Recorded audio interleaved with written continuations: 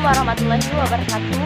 Perkenalkan, nama saya Ismail Syanur dengan NIM 210404502002 dari kelas BK 1A.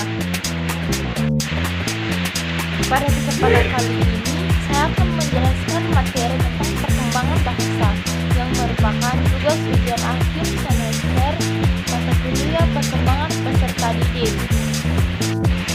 Yang pertama, perkembangan moral. Secara etimologi, istilah moral berasal dari bahasa Latin mos, moris, atau adat, istiadat, kebiasaan, cara tingkah laku, dan kelakuan.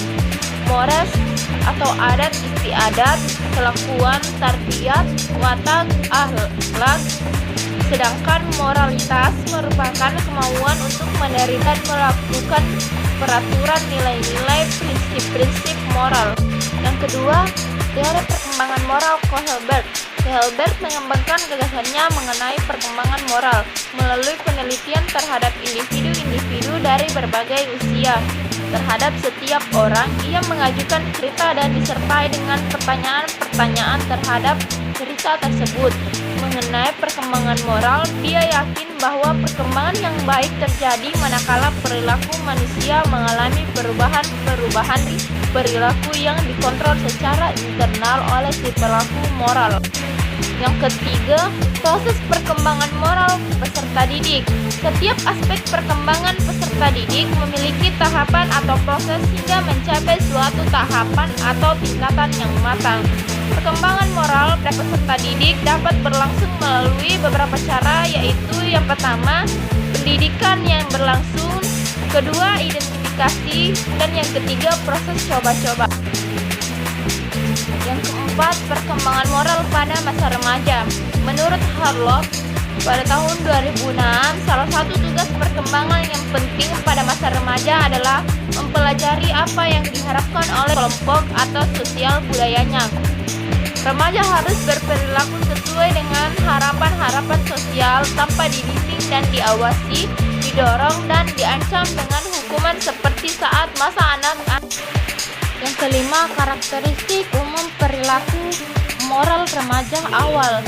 Menurut Santorok pada tahun 2007, perilaku moral adalah perilaku prososial yang melibatkan sifat untuk menolong orang lain dan tidak mementingkan diri sendiri. Sifat empati berkontribusi terhadap perkembangan moral remaja. Selanjutnya, menurut Lawrence Walker pada tahun 2007 menyatakan di antara kebijaksanaan moral yang diutamakan adalah kejujuran, kebenaran, dapat dipercaya, kepedulian, keharuan, keperhatian, dan kondisional, loyalitas, dan mendengarkan kata. Yang keenam, perkembangan spiritual. Spiritual berasal dari bahasa Latin spiritus yang berarti nafas atau udara. Spirit memberikan hidup, menjiwai seseorang, adat istiadat maupun ketuhanan. Perkembangan spiritual lebih spesifik membahas tentang kebutuhan manusia terhadap agama. Yang ketujuh, proses perkembangan kecerdasan spiritual dan penghayatan keagamaan. Potensi kecerdasan spiritual berkembang karena adanya pengaruh interaksi dengan lingkungan sekitar sampai akhir hayatnya. Menurut Darajat pada tahun 2010, bahwa faktor yang mempengaruhi perkembangan penghayatan keagamaan adalah orang tua, guru, dan lingkungan. Yang kedelapan, faktor-faktor yang mempengaruhi perkembangan moral dan spiritual peserta didik. Berbagai aspek perkembangan pada peserta didik dipengaruhi oleh interaksi atau gabungan dari pengaruh internal dan faktor eksternal. Begitu pula dengan perkembangan moral dan spiritual dari peserta didik. Meskipun kedua aspek perkembangan tersebut dipengaruhi oleh faktor eksternal dan internal yang hampir sama, tetapi kadar atau bentuk pengaruhnya berbeda. Pada perkembangan moral peserta didik, faktor internal meliputi faktor genetis, pengaruh sifat-sifat bawaan yang ada pada diri peserta didik, dan yang terakhir, dampak perkembangan moral dan spiritual peserta didik pada pendidikan.